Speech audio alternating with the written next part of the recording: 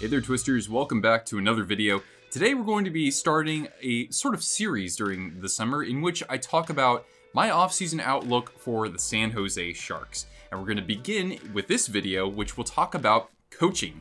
So most of you probably already know that the Sharks had relieved Peter DeBoer during the middle of this past season, and they replaced him with Bob Boughner, who is still the interim head coach. So they haven't actually filled the position permanently.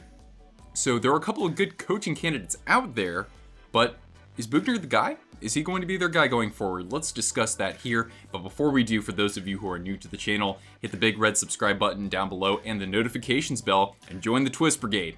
Anyway, now when talking about Bob Boughner, he came in when the Sharks were 15, 16, and 2.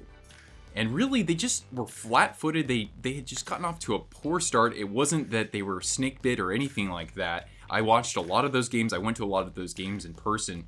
And so it was really surprising. It's just that even during preseason, you could tell something just wasn't right. So he came in there, and the team's record wasn't any better. Actually, it was worse. It was 14, 20, and 3. Now, it's important to note that during that time, Boughner did experience quite a few losses on the roster. So we're talking about Logan Couture, Tomas Hertl, and Erik Karlsson suffering injuries. We're talking about the departures of Brendan Dillon and Barclay Goodrow, who was probably the Sharks' MVP up until that point.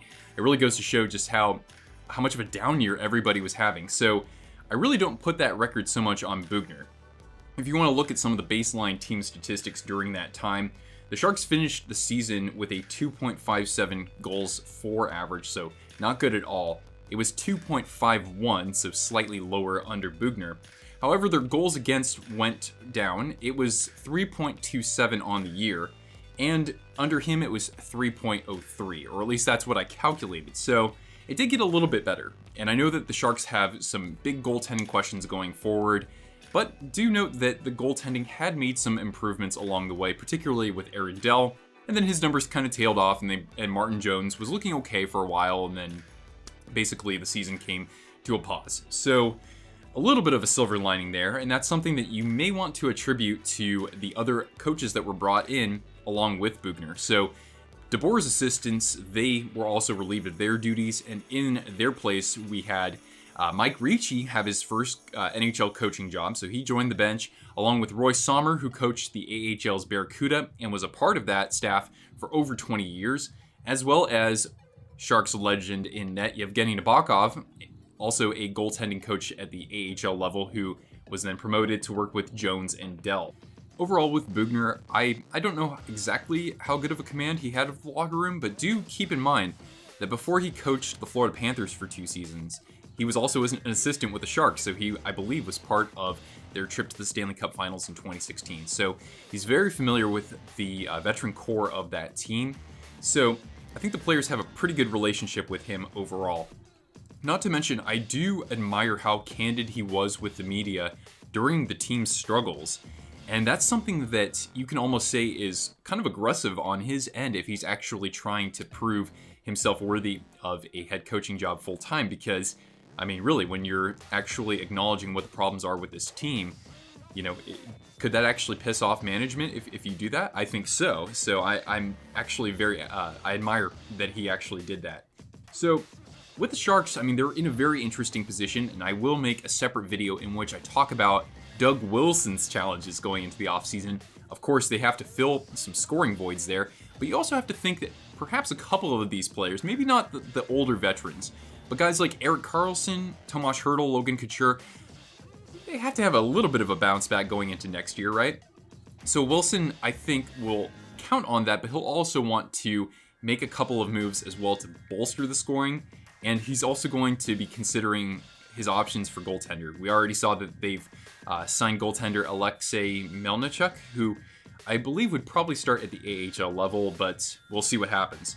But nonetheless, you got to entertain the idea of some of the high-profile coaching candidates who are still out there. So here are 3 that come to mind, and I'm sure that you've been thinking of them as well. So I'll start with what I think is the least likely option, and then we'll go to my most likely option, 3, 2, 1.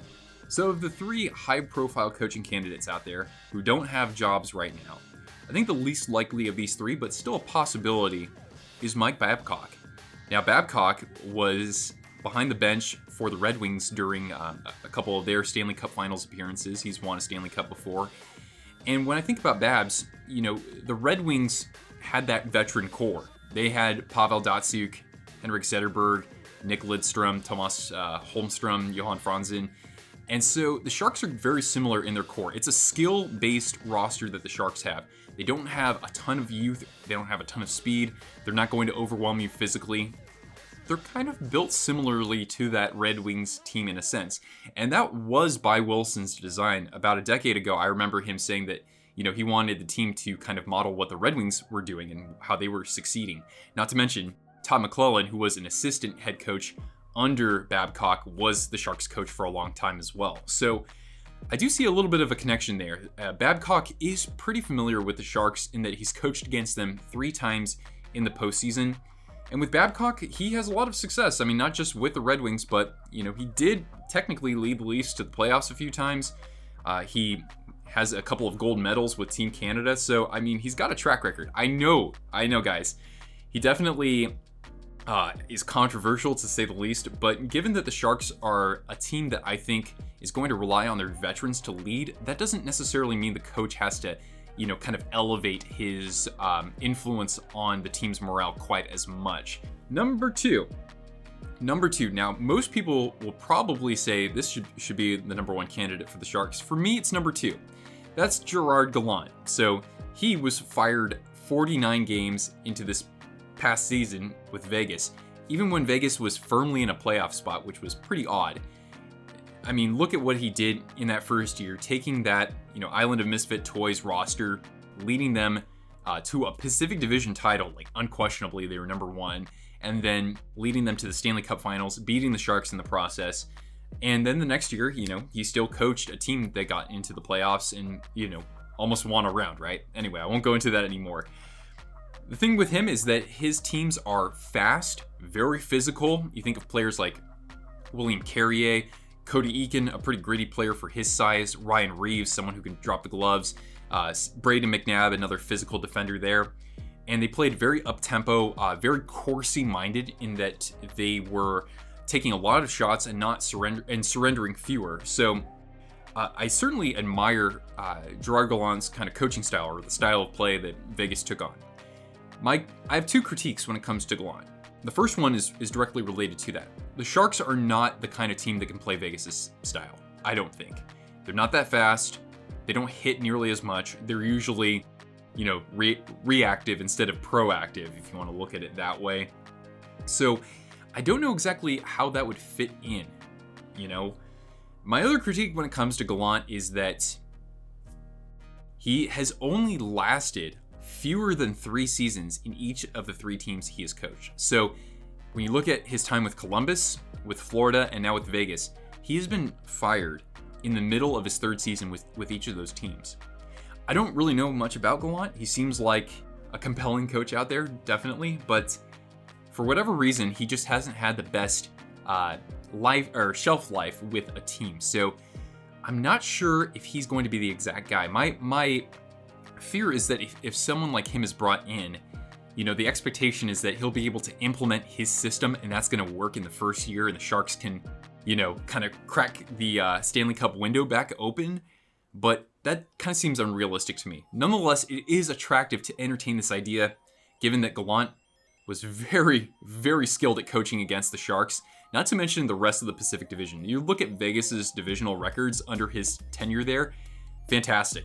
Absolutely. So that would kind of give them an advantage going into the next season. Not to mention, he would be coaching against Peter DeBoer, should DeBoer stay with Vegas.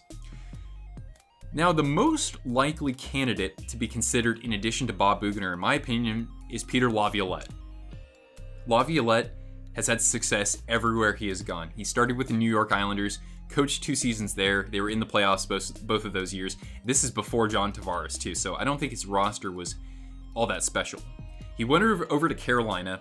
He worked with a young, I think 22-year-old Eric Stahl, who put up just monster numbers. He worked with Matt Cullen, Rod Brindamore, a fantastic Carolina roster. I think Ron Francis was still on that team too. And they won the Stanley Cup in his first year. So that definitely piques my interest already. They also were in the playoffs, I think, a couple of years before he went on to Philadelphia. Then he goes to Philadelphia, and what happens? They go to the Stanley Cup Finals. They come back from 3-0 against the Bruins and go on an unlikely run. This team was not supposed to be anywhere near where they got, and so I certainly admire that. Developing young players like Claude Giroux. Not sure if Couturier was part of that team just yet, but still, his track record looks great. Then he goes over to Nashville, and he's working with a team that doesn't have any absolute studs at the forward position. You look at how he built his lines. Nashville never had that stud 1A, 1B lineup necessarily, but their depth was always fantastic. Look at the rise of a player like Victor Arvidsson. Look at the rise of a player like a Craig Smith even. This team was able to, I think, threaten and score on all 4 of their lines, especially in the postseason. And you look on the other side of things at the defensive core. Laviolette has worked with defensemen like Roman Josi and seen him emerge as an absolute elite defenseman in this NHL and to play very well 2 ways. He's worked with PK Subban at the prime of his career. He's worked with Ryan Ellis, Matthias Ekholm. All in all, I mean, Laviolette knows how to get the most out of his personnel and on a fairly consistent basis. So that's why I kind of put him here at this at the most likely of the outside candidates. Now, it would be interesting in that he'd be working with older players. So he'd be saying, okay, these guys had down years. What if I were to totally revamp this? So a couple of those guys in the top 6 get into the bottom 6. Maybe a guy like Dylan Gambrell or Antti Suomela or Stefan Nason, assuming these guys are retained with the team. Maybe they slide into the top 6 and that forms our core there. Or maybe we bring in a guy like Ivan Chikovic or a Alex Trua and see if they can actually perform in pairing with some of the more experienced players out there. So I'm curious to know your thoughts in the comments, because these 3 coaches kind of fall by different philosophies, I think, going into this upcoming season. So when I think about it overall, though, Doug Wilson in his interviews, he hasn't gone out and said, we're going to interview other candidates. He hasn't said Bob Boughner is the guy going forward. There hasn't been a definitive statement. But given that this team is so reliant on their veterans who have played together for 7, 8 or more years, Burns, Vlasic, Thornton, and Marlowe if they come back, even Couture over a decade with the team, Hurdle 7 years with the team. It's ultimately up to these guys. Really it is. It's up to them to bring their game back to the level that it had been just a season prior. So if Boughner is someone who the players are already familiar with and, generally like and say, hey, he's going to help us commit a little bit better defensively. I think that we as players need to work a little bit more on our, our transition game out of our own zone so that we're not turning the puck over. Maybe just some tweaks to the gameplay driven by the veterans would actually help this team succeed under Boughner. So I still think that he's the most likely option. If I were to assign a percentage, I would say he's got a 65-70% chance of remaining the Sharks head coach. However, we've got a lot of decisions in this wild offseason coming up, so I want to know your thoughts down in the comments below. Is Boughner the guy going forward? Are the Sharks going to entertain other candidates? And if they do, who do you think is most likely to be behind the bench for Team Teal next year? Boughner could also stay on the team as an assistant. I don't think that many fans would mind that at all. Anyway, I hope that you enjoyed this video, and if you did, give it a thumbs up, subscribe if you haven't already. I'll see you around for more San Jose Sharks offseason coverage.